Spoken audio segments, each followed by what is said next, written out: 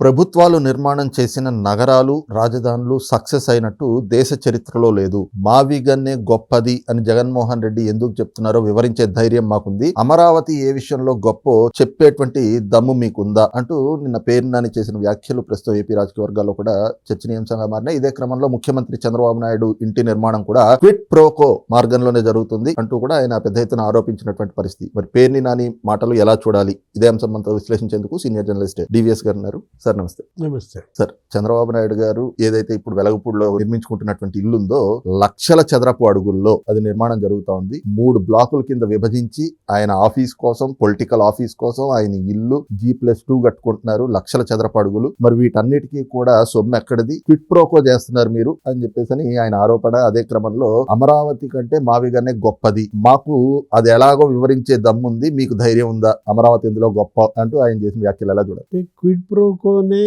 ఇతరులని quid pro quo అంటుందా? ఇప్పుడు ఉల్టా చోర్ కొత్వాల్కో డాంటే హై అంటారు. ఉల్టా పేర్ని నాని చంద్రబాబుకో డాంటే హై.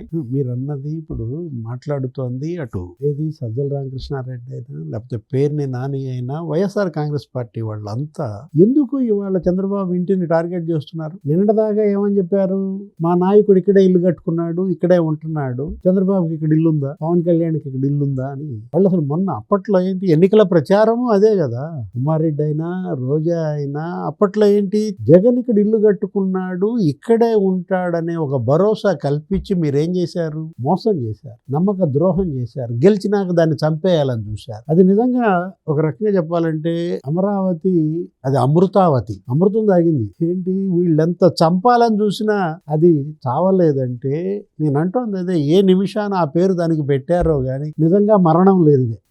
వీళ్ళు వేసిన కాట్లకి అదొక గరళ కంఠుడిగా మారింది. వీళ్ళు జుమ్ముతున్న విషానికి ఈ విషం అంతా కంఠంలో పెట్టుకుని శివుడు చిద్విలాసంగా నవ్వులు చిందిస్తున్నట్టుగా చిందిస్తుంది. అరే ఏంటి ఆ విషయంగా అక్కడ? ఇప్పుడు మొన్నటిదాకా ఏమన్నారు? తెలంగాణ సెక్రటేరియట్ దీన్ని కంపేర్ చేశారు, ఢిల్లీ పార్లమెంట్ దీన్ని కంపేర్ చేశారు. వాళ్ళు వాస్తవాలు బయట పెట్టారు. తెలంగాణ సెక్రటేరియట్ జగన్ చెప్పినట్టు సజ్జల చెప్పినట్టు 600 కోట్లు కాదు 1400 కోట్లు అయింది ఖర్చు. స్క్వేర్ ఫీట్ లెక్కేసుకున్నా అది దగ్గర దగ్గర 20,000 అవుతుంది. ఢిల్లీ పార్లమెంట్ మీరు చెప్పినట్టు 950 కోట్లు కాదు, అది 1200 కోట్లు దాటింది. అది స్క్వేర్ ఫీట్ లెక్కేసుకున్న 17,000 గమ్మునున్నారు. ఇప్పుడు దాని గురించి మాట్లాడట్లా, ఆ కంపారిజన్ వదిలేశారు. ఆ తర్వాత ఏం చేశారు? ఇప్పుడు ఈ అద్దాల, ఇప్పుడు మీరు పేర్ని నాని ప్రెస్ మీట్ల అద్దాల మీద, సజ్జల ప్రెస్ మీట్ల అద్దాల గురించి, ఇప్పుడు ఆ 2,500 కోట్లు అద్దాలకు సంబంధించా మొన్న పెట్టిన ఆ బడ్జెట్ వాళ్ళు చేస్తోంది. దాంట్లో గ్లాస్ కార్డింగ్ ఉంది, కాలం క్లాడింగ్ ఉంది. ఆ వర్క్స్ లో నీకు క్రౌన్ వర్క్ ఉంది,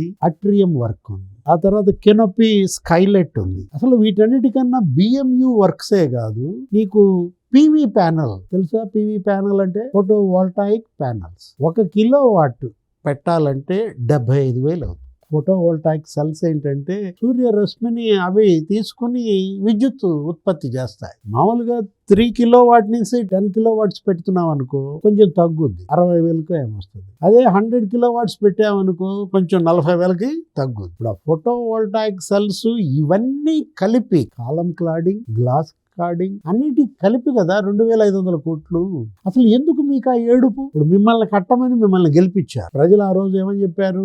అసలు మొత్తం కృష్ణా జిల్లాలో, గుంటూరు జిల్లాలో తెలుగుదేశం 2, అక్కడ 2, ఇక్కడ 2, 26, 27 సీట్లలో మిమ్మల్ని గెలిపించారు. కట్టారా? కట్టకపోగా కూల్చేశారు. చంద్రబాబు కట్టిని కూల్చిన నీకు ఇప్పుడు కట్టుబడిని విమర్శించే హక్కు ఎక్కడుంది? అది ఇవాళ ప్రజల ప్రశ్న. కన్నీళ్లు పెట్టుకుంటున్నారంట రైతులు. అబ్బో వీళ్ళు కన్నీళ్లు పెడుతున్నారు. నేను విన్నా పేర్ని నాని ప్రెస్ మీట్, కమ్మాళ్ళకి అన్యాయం జరుగుతుంది అంటున్నారు. మొన్నటిదాకానేమో కమ్మాళ్ళ మీద పడి ఏడ్చారు. కమ్మరావతి అదే ఆ రేణుకా చౌదరి అన్న మాటల్ని ఈయన గుర్తు చేస్తూ పేర్ని నాని ప్రెస్ మీట్ లో అక్కడ జరుగుతోంది కమ్మాళ్ళకి, కొంతమంది బినామీ కమ్మాళ్ళకి దోచిపెడుతున్నాడు చంద్రబాబు అంటూ మాట్లాడతారు. అంటే ఇప్పుడు ఇవాళ అంటుంది అదే, ఏది పచ్చకామర్లాడి కళ్ళకంట లోకమంతా పచ్చగానే కనపడుద్దంట. క్విడ్ ప్రోకో చేసేవాడికి లోకమంతా క్విడ్ ప్రోకోనే కనపడుతుందా? జగన్మోహన్ రెడ్డి ఇప్పుడు చంద్రబాబు ఇంటిని గురించి మీరు విమర్శిస్తున్నప్పుడు ఇప్పుడు ఒకవేళ చంద్రబాబు వైపు చూపిస్తే 4 ఏళ్లు మీ ప్యాలెస్ల వైపే చూపిస్తాయి కదా. యలహంక ఎన్ని ఎకరాలు? 30 ఎకరాలు అవసరమా? ఏది అక్కడ ఉండేది? పిల్లలిద్దరు ఉండేది అక్కడ లండన్ లో, భార్యాభర్తలు షర్మిల.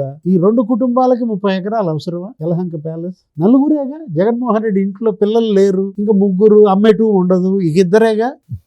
లోటస్ పాండ్ ఎంత 60,000 స్క్వేర్ ఫీటా హైదరాబాద్లో. 2 ఎకరాల్లో తాడేపల్లి ఇల్లా ఇద్దరి కోసం. అంటే ఓహో భారతి మేడం 1 ఎకరం ఉంటుందా, జగన్మోహన్ రెడ్డి 1 ఎకరం ఉంటాడా? అంటే మీరు చంద్రబాబు వైపు వేలు చూపిస్తే 4 ఏళ్లు మీ ప్యాలెస్ల వైపు చూపుతాయన్న జ్ఞానం లేదా? నేను అంటోంది అదే. ఎందుకు అమరావతి మీద ఇంత విషం కక్కుతున్నారు? అరే ఇప్పుడు పక్కలో పాము అయిపోయింది జగన్మోహన్ రెడ్డి అమరావతికి. వాళ్ళ బుస అసలు బుస కొట్టడం కాదు, కాట్లు అనమాట. శివుడు గనక పాములు చుట్టుకుంటాడు చూసావా, మెడలో పాము ఉంటది, చేతులు భుజాలకు పాములు ఉంటాయి, నడుంకో పాము ఉంటది. అట్లా ఈ వైసీపీ వాళ్ళు అమరావతి చుట్టూతా పాములు చుట్టుకున్నట్టు చుట్టుకున్నారే. దేవినేని అవినాష్, వెల్లంపల్లి శ్రీనివాస్, పేరుని నాని, మావిగన్ అద్భుతం అంటాడు ఆయన. ఎవరు మొన్న ఏదో ఛానల్లో రోజా అని అడిగారు, ఏమంటే మీరు ఇల్లు కట్టుకుంటారా అమరావతిలో మీరు కూడా అంటే, నేను మచిలీపట్నంలో కట్టుకుంటా అంటాను. మావిగన్లో కట్టుకుంటారా అని అడిగితే, నేను ఇక్కడ అద్దెకుంటాను, అద్దెకే ఉంటానో ఏదో చెప్తున్నటువంటి దీంట్లో అద్దెకున్నాను ఇప్పటి వరకు.